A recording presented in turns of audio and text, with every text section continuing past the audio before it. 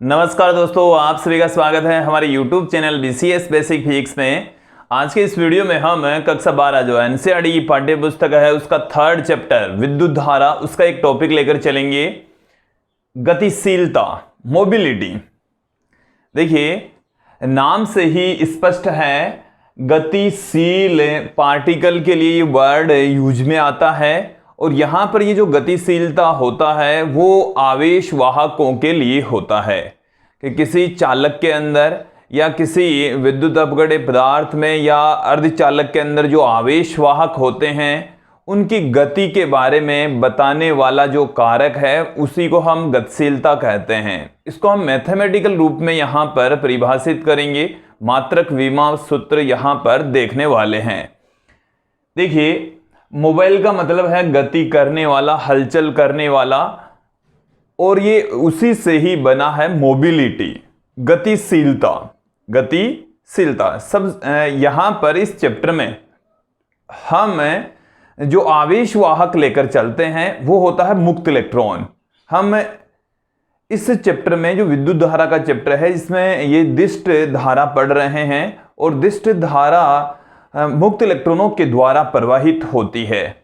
हमने इससे ठीक पहले अपवन वेग टॉपिक पढ़ा था, उसमें हमने देखा कि इलेक्ट्रॉन किस तरीके से गति करते हैं, उनका वेग कितना होता है और विद्युत क्षेत्र लगाने पर उनकी गति किस तरीके से प्रभावित होती है। देखिए, मैं आपको थोड़ा सा याद दिलाता हूं कि जैसे ये हमारे पास में कोई चालक है, ये हमने क्या दिखाया है आप लोगों को, एक चालक दिखाया है और इस चालक के अंदर जो परमाणु है उसकी बाह्यतम कक्षा में उपस्थित इलेक्ट्रॉन थोड़ी सी ऊर्जा पाकर परमाणु को छोड़कर पदार्थ में स्वतंत्र रूप से विचरण करते हैं और उन इलेक्ट्रॉनों को हम मुक्त इलेक्ट्रॉन कहते हैं। उन इलेक्ट्रॉनों को क्या कहा जाता है? मुक्त इलेक्ट्रॉन कहा जाता है। ये जो मुक्त इलेक्ट्रॉन है वो पदार्थ में टेढ़ी मेढ़ी गति करते हैं। जैसे यहां पर हैं, टेढ़ी मेढ़ी गति क्यों करते हैं? ये किसी दूसरे परमाणु से, आयन से, इलेक्ट्रॉन से लगातार टक्कर करता रहता है और लगातार टक्कर करने के कारण से ये इस तरीके से टेढ़ी मेढ़ी जिगजैग मोशन करता रहता है। ये यहां से इस तरीके से गति करेगा, दूसरे परमाणुओं से, आयनों से या इलेक्ट्रॉनों से टकराता हुआ इस तरीके की गति करता है, जिसको हम ब्राउनी गति, जिगजैग मोशन, अनियमित गति कहते हैं। दोस्तों, ये हमने देख लिया था पहले। अब यदि इस चालक के ऊपर हम विद्युत क्षेत्र लगा देते हैं तो इलेक्ट्रॉन की गति एक निश्चित दिशा में हो जाती है और इलेक्ट्रॉन नियत वेग से गति करता है। इलेक्ट्रॉन जैसे इसी चालक के ऊपर हमने क्या अप्लाई कर दिया, हमने यहां पर लगा दिया है विद्युत क्षेत्र, और विद्युत क्षेत्र के लिए ये हमने ले ली है एक धनावेशित प्लेट और ये हमने ले ली है एक ऋणावेशित प्लेट। तो इसके इस सिरे पर धनावेश, इस सिरे पर ऋणावेश, तो धनावेश से ऋणावेश की ओर इस डायरेक्शन में यहां पर विद्युत क्षेत्र क्रिएट हो जाएगा, विद्युत क्षेत्र उत्पन्न हो जाएगा। इस डायरेक्शन में विद्युत क्षेत्र उत्पन्न हो गया। तो जो विद्युत क्षेत्र है उसकी विपरीत दिशा में इलेक्ट्रॉन गति करते हैं। अब यहां से आप समझना स्टार्ट कर दीजिए, गतिशीलता क्या है वो यहीं से प्रारंभ हो जाती है। जैसे ही हम विद्युत क्षेत्र लगाएंगे तो इलेक्ट्रॉन की गति प्रभावित होगी। देखिए, यहां पर तो इलेक्ट्रॉन का औसत वेग कितना था? इलेक्ट्रॉन का औसत वेग, जिसे इलेक्ट्रॉन के वेग को हम अपवन वेग कह रहे हैं, और उस अपवन वेग का मान था 0 इस कंडीशन में जब विद्युत क्षेत्र हमने 0 लगाया। तो जैसे ही हम विद्युत क्षेत्र अप्लाई कर देते हैं तो इलेक्ट्रॉन एक निश्चित दिशा में, देखिए विद्युत क्षेत्र की विपरीत दिशा में एक नियत वेग से गति करने लगता है और उस नियत वेग को हम अपवन वेग कहते हैं। देखिए, टेढ़ी मेढ़ी गति अब भी करेगा, बट टेढ़ी मेढ़ी गति करता हुआ भी वो विद्युत क्षेत्र की विपरीत दिशा में नियत वेग से गति करने लग जाता है। देखिए कैसे गति करेगा, जैसे इलेक्ट्रॉन यहां पर है और इस विद्युत क्षेत्र के प्रभाव में ये इधर गति करता है, तो जैसे ये किसी दूसरे परमाणु से टक्कर खाएगा, ये यहां पर इस तरीके से आ जाएगा, इस तरीके से टक्कर करता हुआ एक सिरे से दूसरे सिरे की ओर इस तरीके से बढ़ता चला जाएगा। ऐसे टेढ़ी मेढ़ी गति करता हुआ इलेक्ट्रॉन है एक सिरे से, देखो यहां पर था, इस तरफ था, और इस तरफ इस धनावेशी टर्मिनल की ओर आगे आ जाता है, इस तरीके से गति करता हुआ। देखिए एक चीज यहां पर और क्लियर कर लीजिए कि जब विद्युत क्षेत्र इसके ऊपर अप्लाई किया जाता है तो इस इलेक्ट्रॉन के ऊपर F बराबर Q इंटू ई के अकॉर्डिंग, यहां पर Q का मान है माइनस में E, तो ये बल लगता है कि भाई इलेक्ट्रॉन ऋणावेशित पार्टिकल है और जब इसके ऊपर विद्युत क्षेत्र लगाया जाता है तो विद्युत बल काम करेगा और उस विद्युत बल की वैल्यू F बराबर माइनस में E इंटू कैपिटल E के इक्वल होगी।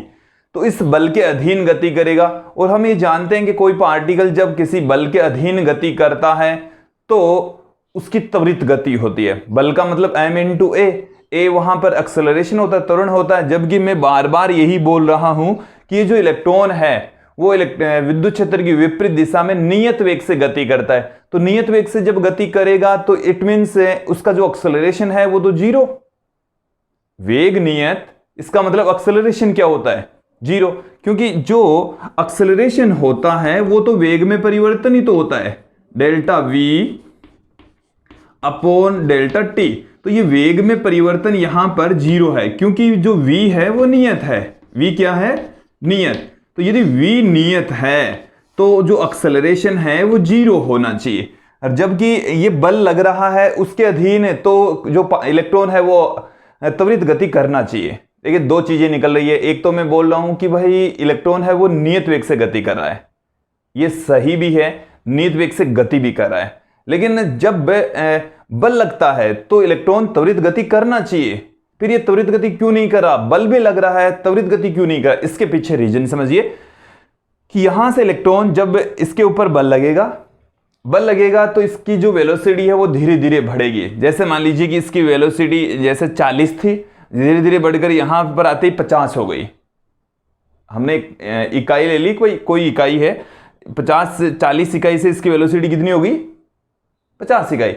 लेकिन जैसे ये टक्कर करता है अपनी गतिज ऊर्जा को खो देता है, अपनी गतिज ऊर्जा को क्या करेगा, कुछ गतिज ऊर्जा वहां पर क्षयित हो जाती है, उसकी स्पीड फिर से कम हो जाती है, फिर से इसकी स्पीड 40 हो जाती है, फिर इसके गति में स्पीड लगातार दो टक्कर के बीच में एक टक्कर, फिर दूसरी टक्कर जब होती है तो इसकी वेलोसिटी बढ़ती है, इसका वेग बढ़ता है, बट जैसे टक्कर होती है फिर से उसका वेग कम हो जाता है, फिर से बढ़ती है फिर कम हो जाता है, फिर से बढ़ती है फिर कम हो जाता है। इस तरीके से वेलोसिटी लगातार इंक्रीज हो रही है बट लगातार डिक्रीज भी हो रही है, और इलेक्ट्रॉन है वो लगभग नियत वेग से गति करता है। एक बार फिर से सुन लीजिए, बल काम कर रहा है, वेलोसिटी भी बढ़ रही है, एक्सेलरेशन भी मौजूद होता है, बट क्योंकि टक्कर के दौरान जो वेग है वो फिर से कम हो जाता है, तो लगभग थोड़ा सा बढ़ा फिर वापस कम हो गया, थोड़ा सा बढ़ा फिर कम हो गया, थोड़ा सा बढ़ा फिर कम हो गया। तो जो इलेक्ट्रॉन है वो लगभग नियत वेग से गति करता है, और उस नियत वेग को हम अपवन वेग कहते हैं। ये क्लियर हो गया। तो अपवन वेग का मान शून्य कब नहीं होगा, जब आप विद्युत क्षेत्र अप्लाई करेंगे। जब विद्युत क्षेत्र लगा देंगे तो अपवन वेग से इलेक्ट्रॉन गति करेगा। जब विद्युत क्षेत्र काम करता है उसी स्थिति में इलेक्ट्रॉन भी गति करेगा। इलेक्ट्रॉन विद्युत क्षेत्र की विपरीत दिशा में गति करता है। यह क्लियर हो गया। अब देखिए कि आप यदि विद्युत क्षेत्र की वैल्यू बढ़ा देते हैं, यहां पर इन प्लेटों के ऊपर आवेश बढ़ा देते हैं, विद्युत क्षेत्र बढ़ा दिया, इसके सिरों पर आरोपित विभवांतर बढ़ा दिया, तो जो इलेक्ट्रॉन है उसकी वेलोसिटी भी बढ़ जाती है। विद्युत क्षेत्र कम तो अपवन वेग भी कम, विद्युत क्षेत्र अधिक तो अपवन वेग भी अधिक। इसका मतलब यह हो गया है कि इलेक्ट्रॉन का अपवन वेग चालक के ऊपर आरोपित विद्युत क्षेत्र की तीव्रता के समानुपाती होता है। इस स्टेटमेंट को एक बार फिर से सुन लीजिए कि किसी चालक में उपस्थित इलेक्ट्रॉनों का अपवन वेग चालक पर आरोपित विद्युत क्षेत्र की तीव्रता के समानुपाती होता है। अपवन वेग की वैल्यू है वो इस चालक के सिरों पर आरोपित विद्युत क्षेत्र की तीव्रता के समानुपाती होती है, डायरेक्टली प्रोपोर्शनल होती है। और इसी रिलेशन को ही हम यहां पर यूज में लेंगे कि देखिए कि जो विद्युत क्षेत्र की तीव्रता होती है और अपवन वेग हैं वो दोनों एक दूसरे के डायरेक्टली प्रोपोर्शनल होगा। अभी हम गतिशीलता को मैथमेटिकल रूप में लेकर आ रहे हैं, वहीं से उसका परिभाषित भी करेंगे। देखिए क्या है कि किसी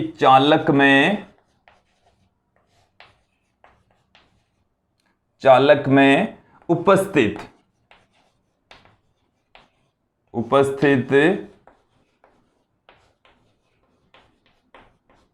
मुक्त इलेक्ट्रॉनों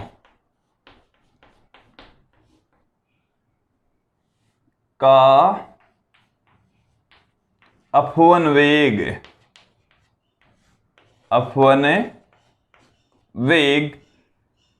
आरोपित विद्युत क्षेत्र की तीव्रता के समानुपाती होता है। आरोपित विद्युत क्षेत्र की तीव्रता के समानुपाती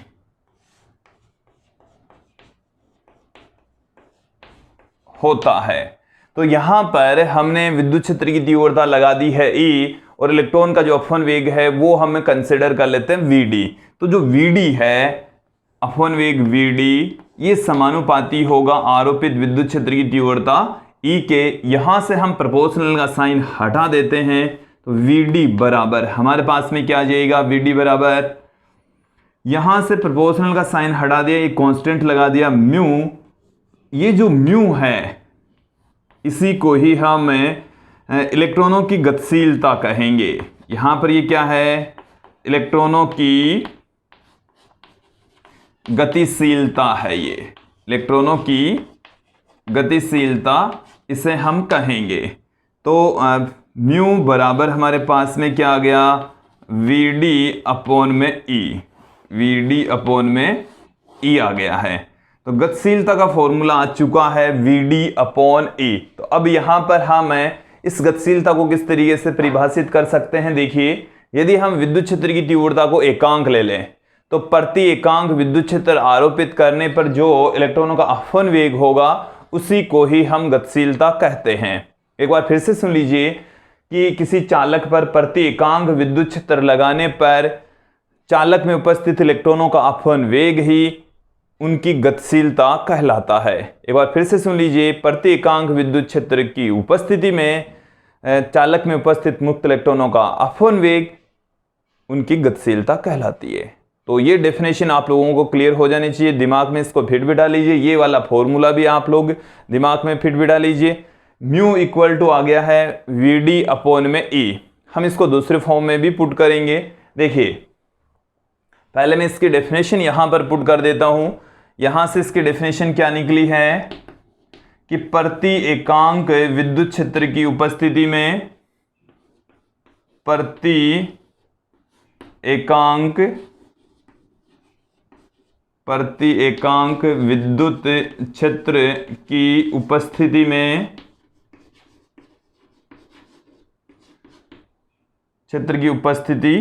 में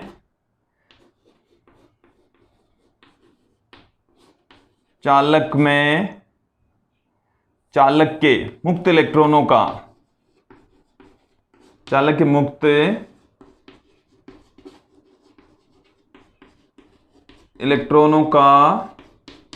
अपवन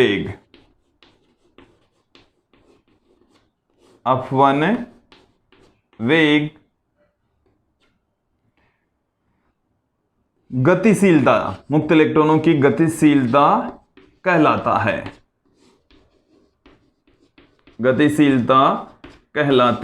है। तो गतिशीलता क्या हो गई है विद्यार्थियों कि किसी चालक के ऊपर यदि आप एकांक विद्युत क्षेत्र लगा देते हैं तो उस चालक के अंदर मौजूद जो इलेक्ट्रॉनों का अपवन वेग होता है उसी को ही हम गतिशीलता कहेंगे, मोबिलिटी कहा जाता है। अब हम अपवन वेग जो VD है इसका हम फॉर्मूला पहले निकाल चुके हैं, देख चुके हैं, और उन्हीं फॉर्मूलों को यूज में लेते हुए हम जो म्यू है उसका एक अन्य फॉर्मूला भी यहां पर देख लेते हैं। इसके साथ में यहां पर हम बात करेंगे जो गतिशीलता है उसके मात्रक और विमा की। गतिशीलता का एक अन्य फॉर्मूला अब यहां पर हम देख लेते हैं। देखिए अपवन वेग का हमने एक फॉर्मूला पढ़ लिया है। इससे ठीक पहले जो हमने वीडियो बनाया है उस वीडियो में आपने अपवन वेग पढ़ा। अपवन वेग का एक फॉर्मूला देखिए क्या पढ़ा है आपने, अपवन वेग और विद्युत क्षेत्र की तीव्रता में संबंध हम जानते हैं।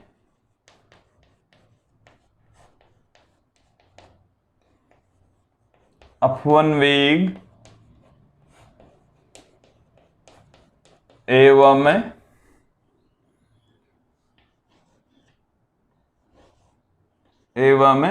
विद्युत क्षेत्र में संबंध, विद्युत क्षेत्र में संबंध दोनों के मध्य क्या रिलेशन जानते हैं हमें, वी बराबर हमने पढ़ा था ई टो अपॉन में एम इंटू ई। देखिए यहां पर एक नेगेटिव साइन भी हमने पढ़ा था। यदि हम अपवन वेग का जो परिमाण है वो लेकर चलें, जो नेगेटिव साइन है वो केवल इतना ही रिप्रेजेंट करता है कि जो इलेक्ट्रॉनों का अपवन वेग होता है वो विद्युत क्षेत्र की विपरीत दिशा में होता है। एक बार फिर से इस स्टेटमेंट को सुन लीजिए। हमने आप लोगों को अभी इस डायग्राम में भी बताया कि जो इलेक्ट्रॉन है वो विद्युत क्षेत्र की विपरीत दिशा में गति करते हैं, अपवन वेग की दिशा विद्युत क्षेत्र की विपरीत दिशा में होती है। तो यहां पर मैंने वो नेगेटिव साइन नहीं दिखाया है, परिमाण ले लिया। Vd बराबर हमारे पास में है ई टो अपॉन एम इंटू ई, जहां ई चार्ज ऑफ इलेक्ट्रॉन, टो है विश्रांति काल रिलैक्सेशन टाइम, और एम है मास ऑफ इलेक्ट्रॉन, इलेक्ट्रॉन का द्रव्यमान, और ई है उस चालक पर आरोपित विद्युत क्षेत्र की तीव्रता। तो जब विद्युत क्षेत्र की तीव्रता लगाते हैं तो इलेक्ट्रॉन है Vd वेग से गति करते हैं, अपवन वेग से गति करते हैं। ये रिलेशन हमने पहले वाले वीडियो में देख लिया। और आज के इस वीडियो में अभी हमने एक रिलेशन देखा था, वो मैं यहां पर पुट कर देता हूं, Vd बराबर म्यू इंटू ई, ये हमने देख लिया था। अब यहां पर इन दोनों की तुलना कर दीजिए तो म्यू बराबर आ जाएगा ई टो अपॉन में एम। समीकरण 1 व 2 की तुलना करने पर, 1 और 2 की तुलना करने पर, दोनों की यदि हम तुलना करें कंपैरिजन से हमें क्या मिलेगा, म्यू इक्वल टू हमें मिल चुका है ई टो अपॉन में एम। तो ये हमारे पास में एक दूसरा फॉर्मूला आ चुका है गतिशीलता का, मोबिलिटी का, ई टो अपॉन में एम। देखिए कई जगह पर ये जो Vd है इसको हम, जैसे हम धारा के टर्म्स में धारा और अपवन वेग के मध्य संबंध में आप लोगों को बताता हूं, वो रिलेशन भी बहुत जगह आपके यूज में आएगा। जो हम सेमीकंडक्टर का चैप्टर पढ़ेंगे उसमें यूज में आएगा। देखो हम क्या जानते हैं, हम जानते हैं, देखिए ये एक रिलेशन हमने देखा था, Vd बराबर I अपॉन में ए एन ई, ये रिलेशन देखा था। अपवन वेग तथा धारा में संबंध, तो इसे हम मैं क्या लिख दूं, I बराबर A N E V D, ऐसे पुट कर सकते हैं, A N E V D put कर सकते हैं।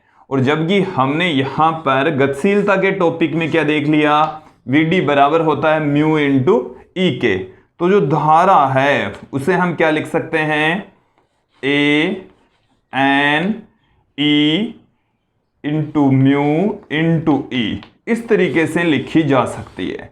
ये धारा का फॉर्मूला आ गया है कि इलेक्ट्रॉन की वजह से प्रवाहित होने वाली जो धारा है वो देखिए ए एन ई म्यू इंटू ई के इक्वल होगी।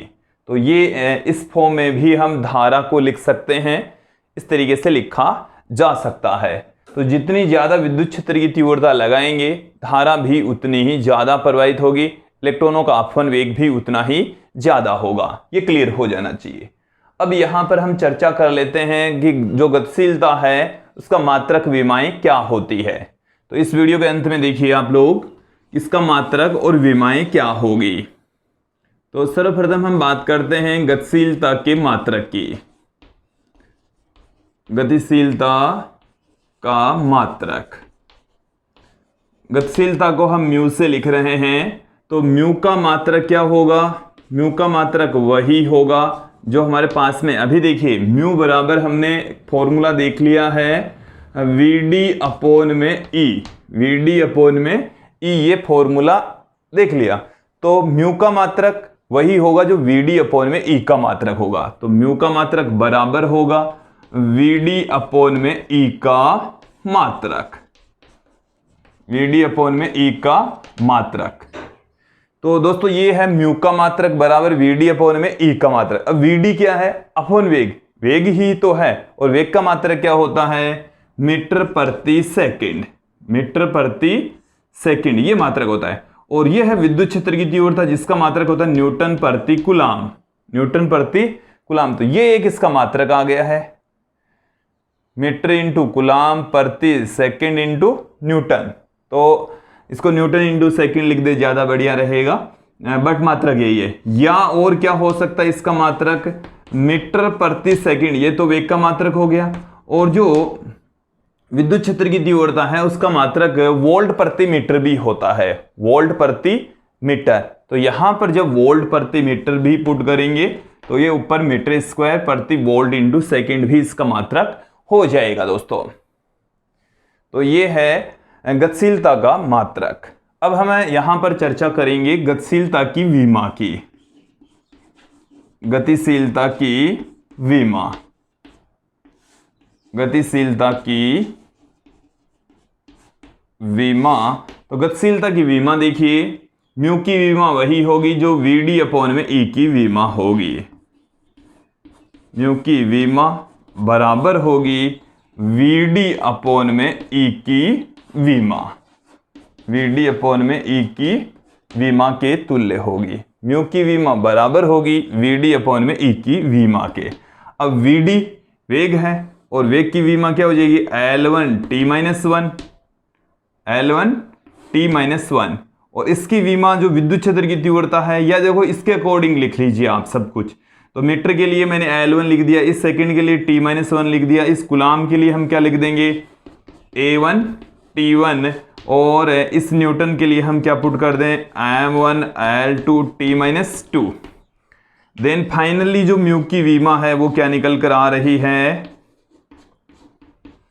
देखिए m की घात -1, l से एक l कैंसिल हो गया, l की घात -1, t की घात -2, एक घात यहां से, ये वाली दोनों एक दूसरे से कैंसिल हो जाएगी। तो t की घात +2 और a की घात 1, ये हमारे पास में म्यू की विमा प्राप्त हो जाएगी। तो दोस्तों ये थी म्यू की विमा। हमने इस वीडियो में म्यू क्या है अर्थात गतिशीलता की डेफिनेशन, इसके फॉर्मूले, मात्रक, विमा सब देखें। तो आज के इस वीडियो में इतना ही। धन्यवाद दोस्तों।